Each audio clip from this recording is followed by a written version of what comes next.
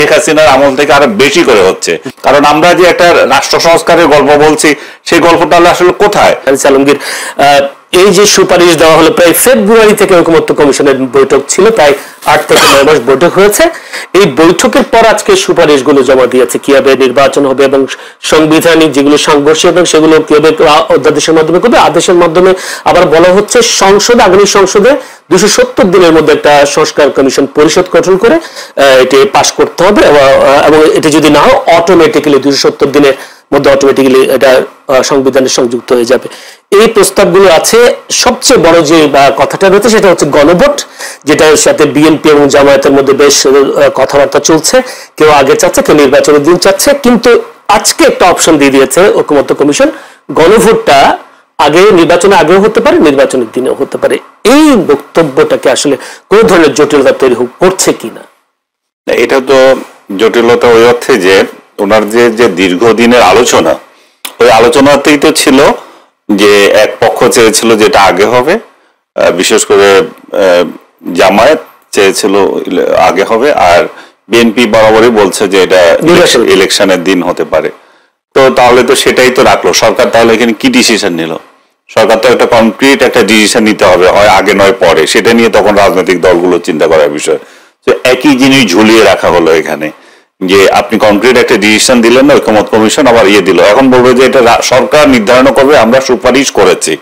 তো সেদিক থেকে যে আপনারা যে সুপারিশ করেছেন সেখানেও আবার অনেক প্যাঁচালো বিষয় রয়ে গেছে, যে 9 মাস ধরে এগুলা বাস্তবায়নের বিষয় আছে, বাস্তবায়ন না হলে আবার সেটা হতে পারে, অটোমেটিক হয়ে যাবে, সংবিধানে এটা সংশোধনী হিসাবে গৃহীত হয়ে যাবে। আরো যদি তাও না হয়, আবার এগুলো নিয়ে একটা গণভোট হতে পারে। এত গণভোটের আয়োজন কেন রে ভাই? আগে পরে গণভোট তো এমনিতেই সংবিধানে নেই। যে জিনিসটা আপনি সংযোজন করছেন একটা অবৈধ জিনিস এবং অপ্রয়োজনীয় জিনিস এবং টাকার শ্রাদ্ধ করা, আপনি যে জিনিসটা যারা এই গণভোটের সুপারিশ করছে তাদের জনভিত্তি কোথায়? তাদেরকে কে অধিকার দিয়েছে এই সমস্ত ডিসিশন নেওয়ার? আমরা তো সমস্ত অধিকার দেব জনপ্রতিনিধিদেরকে। জনপ্রতিনিধিরা সংসদে যাবে, তারা ঠিক করবে তারা কোন পদ্ধতিতে এটা বাস্তবায়ন করবে। তারা কি জুলাইয়ের যে ইয়েগুলো সনদে যে বিষয়গুলো ঐক্যমত্য হয়েছে, তারা যদি সেটা বাস্তবায়ন না করতে পারে, তাহলে তো জনগণের কাছে ক্রিমিনাল হিসেবে প্রতিফলিত হবে। তো আপনি সেই সুযোগটা জনগণের প্রতিনিধিদেরকে দিচ্ছেন না কেন?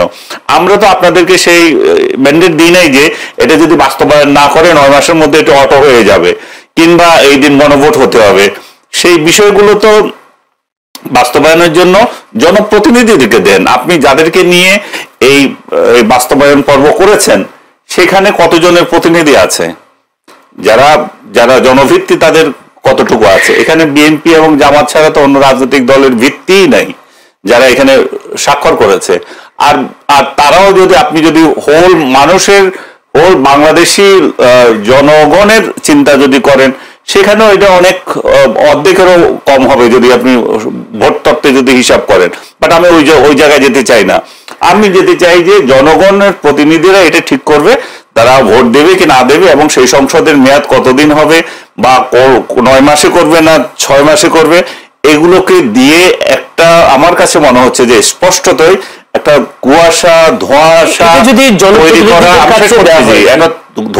ধোঁয়াশা তৈরি করা এবং নির্বাচনকে একটা জটিল প্রক্রিয়া নিয়ে যাওয়া, নির্বাচনকে একটা অনিশ্চয়তার দিকে ঠেলে দেওয়া। এখন এটা নিয়ে এখন অলরেডি আমি দেখেছি যে বিএনপি এটা নিয়ে বলছে যে ঐক্যমত্য কমিশন আসলে অনৈক্য সৃষ্টির চেষ্টা করছে। তো তার মানে হচ্ছে যে এই নির্বাচন নিয়ে তাহলে আমরা একটা অনিশ্চয়তার মধ্যে পড়ছি, এবং এটা অনিশ্চয়তা সৃষ্টি করাই ঐক্যমত্য কমিশনের কাজ হয়ে গেছে। আসলে সমাধানের দিকে তারা যাচ্ছে না, সমাধানের দিকে যাচ্ছে। আমার একটা প্রশ্ন, সেটা হচ্ছে আপনি বলছেন জনপ্রতিনিধিদের কাছে দায়িত্বটা দেওয়া। জনপ্রতিনিধিদের কাছে দায়িত্ব যদি লাগে, তাহলে এতদিন ধরে কমিশনের মধ্যে বৈঠকটা কেন হলো? বৈঠকটা করেছে এই জন্য যে তারা একটু সিলেক্ট করেছে কোন কোন সাবজেক্ট গুলো। তারা যে সবকিছু খারাপ করেছে আমি তো তা বলবো না। তারা যে 84টা পয়েন্ট দিয়েছে, সেখানে অনেক পয়েন্ট আছে সংস্কারের প্রশ্নে, এগুলো দরকার আছে। কারণ আমরা যে একটা রাষ্ট্র সংস্কারের গল্প বলছি, সেই গল্পটা আসলে কোথায়? সেই গল্পগুলো আপনি ঠিক করে দিয়েছেন।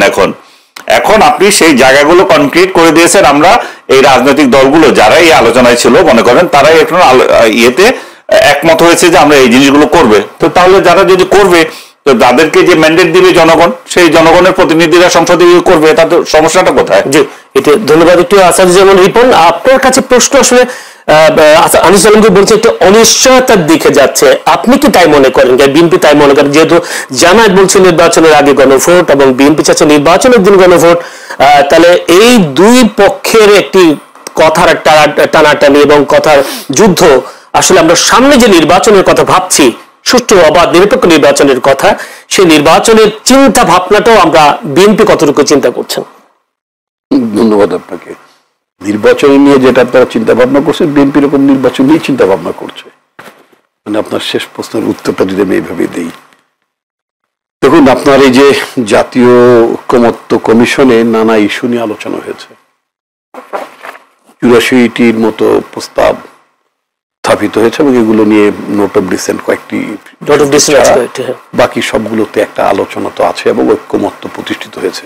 আমার বক্তব্য হচ্ছে যে আলোচনাগুলো অলরেডি ঐকমত্য কমিশনে উত্থাপিত হয়েছে এবং মোটামুটি সমঝোতা হয়েছে। সেই সমস্ত বিষয়গুলি তো রেকমেন্ড করার কথা। এর বাইরে যে বিষয়গুলো আলোচনা হয়নি, যে বিষয়গুলোর নিয়ে আপনার সমঝোতা প্রতিষ্ঠিত হয়নি, অথবা রাজনৈতিক দলগুলো নিজেদের মধ্যে ঐকমত্য প্রতিষ্ঠিত করতে পারেনি, সেই বিষয়গুলো স্টেক হোল্ডারদের বাইরে যে, আমার মূল বক্তব্য স্টেক হোল্ডারদের বাইরে যে, in the name of recommendation from expert অথবা অপিনিয়ন্স ফ্রম এক্সপার্ট, এই কথাগুলো বলার নামে স্টেক হোল্ডার তো political parties, because they are representing people. এক্সপার্টদের কাছে আপনি এর টেকনিক্যালিটিস নিয়ে আলোচনা করতে পারেন, ঠিক আছে, কিন্তু অন্য কোনো ইস্যু, অন্য কোনো বিষয় যেগুলো আলোচনায় হয়নি, যে বিষয়গুলো ঐকমত্য প্রতিষ্ঠিত হয়নি, যে বিষয়গুলোর সমঝোতাই হলো না, তার বাইরে যে যদি বিশেষজ্ঞদের সুপারিশ নামে যদি সেটা যদি সন্নিবেশিত হয় ঐকমত্য কমিশনের সুপারিশ মালায়, তাহলে তো সেটা তো আসলে মানে সঠিক হচ্ছে না। তাতে করে যেটা হবে, নতুন বিতর্কের উদ্ভব হবে, আবার নতুন করে মানে ওই সমস্ত বিষয় নিয়ে ঐকমত্য প্রতিষ্ঠার চেষ্টা চালাতে হবে, আবার নতুন করে আলোচনা করতে হবে। এখন এক্স্যাক্টলি আমি জানি না যে সেটা হচ্ছে যে কি কি নতুন নতুন বিষয় এক্সপার্টরা রেকমেন্ড করেছেন। আমাদের পার্টির তরফ থেকে যেটা ফর্মালি যেটা রিয়াকশন দেওয়া হয়েছে সেটা হচ্ছে যে ঐকমত্য কমিশনে আলোচিত বিষয়ের বাইরে যে অন্য কোনো বিষয় বলি যদি আপনার ঐকমত্য কমিশনের সুপারিশের মধ্যে থাকে, তাহলে সেটা ঐকমত্য প্রতিষ্ঠিত হবে না, বরং সেটা আরো ডিসইউনিটি বাড়াবে, অনৈক্যটা বাড়াবে। তো আমরা তো কতগুলো বিষয় আমরা মানে একসাথে একটা সমঝোতা করতে চেয়েছি এবং অনেকগুলো বিষয়ের মধ্যে ঐকমত্য প্রতিষ্ঠিত হয়েছেও। সুতরাং সেগুলো আজকে পত্রিকায় দেখলাম যে অনেকগুলো বিষয় আছে যেগুলো শুধুমাত্র সরকারি নির্দেশই বাস্তবায়ন করা সম্ভব। সেগুলো তো বিলম্ব করার কোনো দরকার নেই, সেগুলো মানে গভর্নমেন্টের অর্ডার, মানে যেগুলো সহজেই আপনার ইয়ে করা যায়, বাস্তবায়ন করা যায়, সেগুলো করে ফেলতে পারতাম।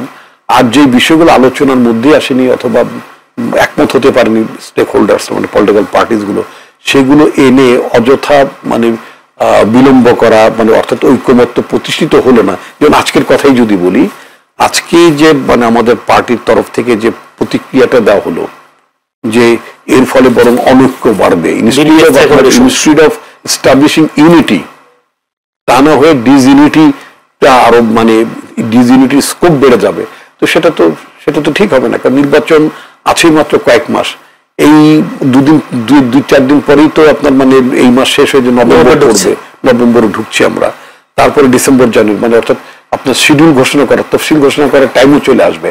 সুতরাং এখানে নতুন করে আপনার স্কোপস অফ আপনার মানে ডিসইউনিটি এটা কেন ক্রিয়েট করা হবে, এটা ঠিক হচ্ছে না। আমার মনে এই ব্যাপারে ঐকমত্য কমিশনের চেয়ারম্যান, পার্টিকুলার আমি চিফ অ্যাডভাইজারের কথা বলতে প্রফেসর মোহাম্মদ ইউনূস, তিনি নিশ্চিত মানে প্রজ্ঞার সাথে বিষয়গুলো বিবেচনা করবেন, নতুন করে যাতে কোনো বিতর্ক না হয়। আর যেটা আনিস আলমগীর যে কথাটা ইতিমধ্যে উল্লেখ করেছেন, সেটা হচ্ছে যে আমি তো ইনফ্যাক্ট যে আপনার আগে এবং পরের মধ্যে যে কথা, আগে পরে মানে হচ্ছে জামাত ইসলামী বলেছে যে গণভোটটা আগে করা বাঞ্ছনীয়। আমরা এবং আমাদের সহযোগী আমাদের সাথে একমত পোষণ করেছেন, আমাদের সাথে একমত অন্যান্য যে রাজনৈতিক দলগুলো পোষণ করছে অর্থাৎ মেজরিটি পার্টিস গুলো, তারা বলেছেন যে গণভোটটা একই দিনে অনুষ্ঠিত হওয়া বাঞ্ছনীয়। একই কারণে অনুষ্ঠিত হওয়া বাঞ্ছনীয় এই কারণে একই দিনে, সেটা হচ্ছে যে আমাদের দেশের অর্থনীতি তো আসলে পলাতক লীগের শাসনামলে তো আমাদের অর্থনীতি ভালো ছিল না। তারা তো এই দেশের অর্থনীতিতে ফোকলা করে গিয়েছে, লক্ষ লক্ষ কোটি টাকা পাচার করে দিয়েছে, তাই না? এটা তো আমরা সবাই জানি। মানি লন্ডারিং হয়েছে, নানান ধরনের ঘটনা ঘটেছে। এখন শেষ করি তো, এখন আপনি আরেকটু উনি বিষয়টা রেজ করেছেন যে গণভোট আয়োজন করতে হলে সেটা তো কেন্দ্রীভূত কোনো গণভোট না, সে গণভোটটা তো আপনার প্রতিটি নাগরিকের কাছে যেতে হবে, অর্থাৎ প্রতিটি ভোটারের কাছে যেতে হবে। তো প্রতিটি ভোটারের কাছে যাওয়া মানে হচ্ছে আবার নতুন করে একটা নির্বাচন আয়োজন করা, প্রতিটি পোলিং বুথ মানে নর্মাল লাইক অ্যানাদার ইলেকশন, আরেকটা নির্বাচন আয়োজনের মতো একই সেট আপ, একই প্রস্তুতি, একই আয়োজন লাগবে। তাহলে রাষ্ট্রে কি অনেক টাকা? বারবার কেন আমি এই কাজটি করতে যাব? আরেকটা বিষয় হচ্ছে ভোটের বেলায়, মানে আমাদের এক্সিস্টিং যে সিস্টেমটা আছে, ভোটের বেলায় আপনি প্রার্থী, উনি প্রার্থী, আমি প্রার্থী, আমাদের প্রার্থিতার ক্ষেত্রে আমাদের যার যার সমর্থক আছে, আমাদের সমর্থকেরা তাদের রেসপেক্টিভ ক্যান্ডিডেটসকে উইন করার জন্য তারা ভোট কেন্দ্রে যে বিপুল আগ্রহে ভোট কেন্দ্রে উপস্থিত হবেন, সেখানে তার ব্যক্তিগত পছন্দ, ব্যক্তিগত অপছন্দের ব্যাপার থাকে, মানে ভোটের মার্কার বেলায় বা প্রার্থীর বেলায় থাকে।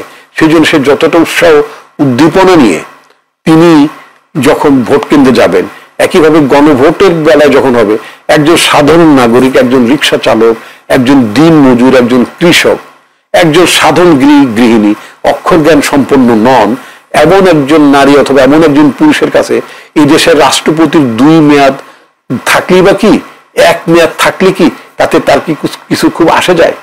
এই গণভোটের মধ্যে যে কন্টেন্টস গুলো আছে, যেখানে হ্যাঁ অথবা না বলতে হবে, সেখানে কি এত গভীরে যাওয়ার মতো সেই মানুষজনের সংখ্যাটা কত? এটা তো খুব ডিফিকাল্ট। ফলে পরবর্তীতে অথবা আগাম আমি যদি বলি পরে অথবা আগে, দুটো অপশনই বলছি, যদি আগে যদি গণভোটটা যদি অনুষ্ঠিত হয়, তাহলে স্টেক হোল্ডার্স কারা? আপনি, আমরা প্রার্থীরা, আমরা যারা রাজনৈতিকভাবে সচেতন এবং অংশীজন গণঅভ্যুত্থানে যারা, তারা হয়তো আমরা একটা রাজনৈতিক আবেগ থেকে, চেতনা থেকে আমরা আমাদের মানে কি বলে এই জাতীয় ঐক্যমত্য কমিশনের উত্থিত যে বিষয়গুলো আছে, অর্থাৎ আপনার মানে চার্টার, জুলাই চার্টার, এইটা যাতে অনুমোদনে, সে ব্যাপারে আমাদের আন্তরিকতা থাকবে, সচেষ্টতা থাকবে, ঠিক আছে। কিন্তু একেবারে গ্রাসরুট লেভেল এবং ইন্ডিভিজুয়াল লেভেলে কনসার্ন করা, তাদের ইন্টারেস্ট প্রভোগ করার মতো, যেটা পার্সোনাল ইন্টারেস্ট প্রভোগ করা, আনিস আলমগীরকে এই গ্রুপ অফ পিপল লাইক করতেই পারেন, তারা যত উদ্দীপনা উৎসাহ নিয়ে তার জন্য ভোট কেন্দ্রে যাবেন। একইভাবে রাষ্ট্রপতি অথবা প্রধানমন্ত্রীর মেয়াদ অথবা মানে একাধিক ক্রমে বা অথবা টোটাল 10 বছর থাকে, এত টেকনিক্যালিটিস গুলো কি মানুষ বোঝে? অথবা অন্যান্য অনেক বিষয় আছে যেগুলো তাদের কনসার্ন না ইনফ্যাক্ট। সেই জন্য আমি মনে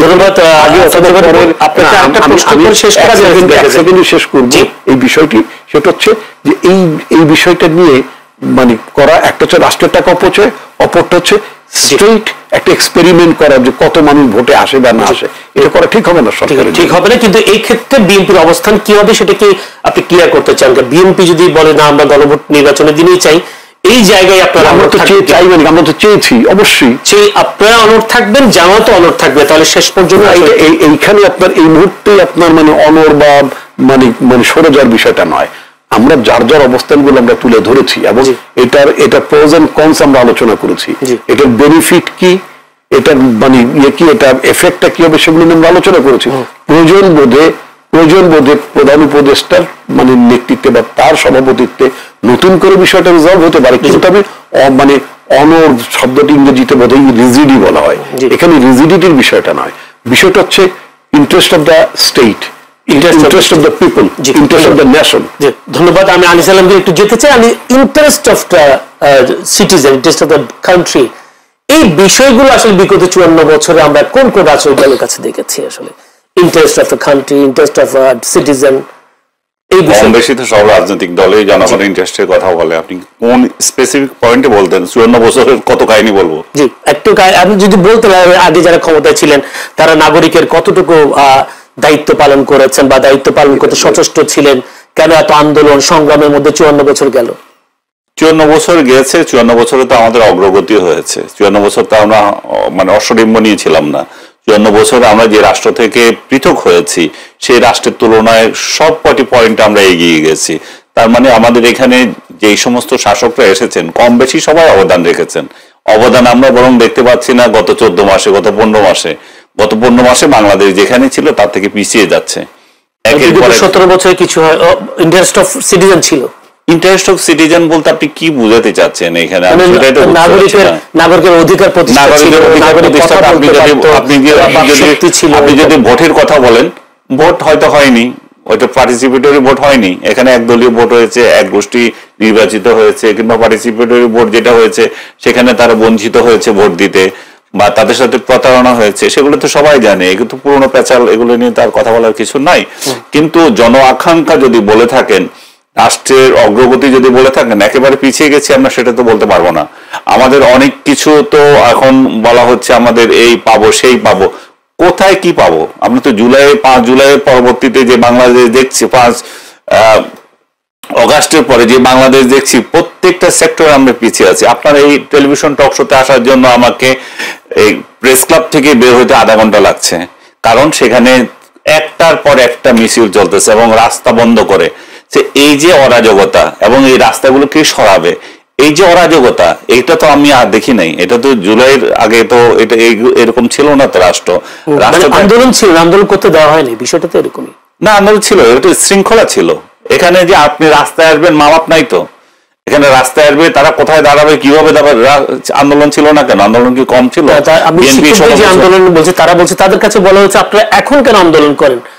এই সরকারের আমলে আমাদের সমস্ত দাবি পূরণ করার একটা সুযোগ না। এই সরকারের আমলে দাবি পূরণের সুযোগ না, এই সরকারের দুর্বলতার সুযোগ। এই সরকার আমলে যে ওনাদের সমস্ত দাবি যে পূরণ হয়ে যাবে তা তো না। উনি দিয়ে গেলেন এবং সেগুলো তো রাষ্ট্র পূরণ করবে কিভাবে সেটাও তো ভাবতে হবে। আমার কাছে এসেছে, আমি তাই আপনার হাতেম তাই হয়ে সবগুলো দিয়ে যাব, কিন্তু পরবর্তী সরকার সেটা কিভাবে চালাবে সেই জিনিসটা কি খেয়াল আছে? সেগুলো তো দেখতে হবে। এখন আমি যেটা আপনাকে বারবার বলতে চাচ্ছি যে এই 17 বছরে কিছু হয় নাই, 25 বছরে কিছু হয় নাই, 54 বছরে কিছু হয় না, এইসব গল্প শুনতে আর আগ্রহী না। এখন সামনে কি হবে সেই গল্প আমরা দেখতে চাই। আগামী 5 বছরে কি হবে, 10 বছরে কি হবে, রাষ্ট্রের কি হবে, মানে জনগণের অধিকার কি হবে, সেগুলো আমরা ক্লিয়ার পেতে চাই। কিন্তু আমাদেরকে যে গল্প শোনানো হয়েছিল মানবাধিকার থাকবে, আমাদেরকে যে গল্প শোনানো হয়েছিল আইনের শাসন থাকবে, দুর্নীতি থাকবে না, প্রত্যেকটা সেক্টরে যেটা যেটা বলা হয়েছে তার উল্টোটাই হচ্ছে এবং শেখ হাসিনার আমল থেকে আরো বেশি করে হচ্ছে। তো তার মানে হচ্ছে যে এখানে এই গল্পগুলো জনগণের কাছে সবসময় একই গল্প শোনানো হয়, জনগণকে শুধু আশ্বাস দেওয়া হয়, আসলে জনগণের যে চাওয়া পাওয়ার সেই ব্যবধানটা রয়ে যায়।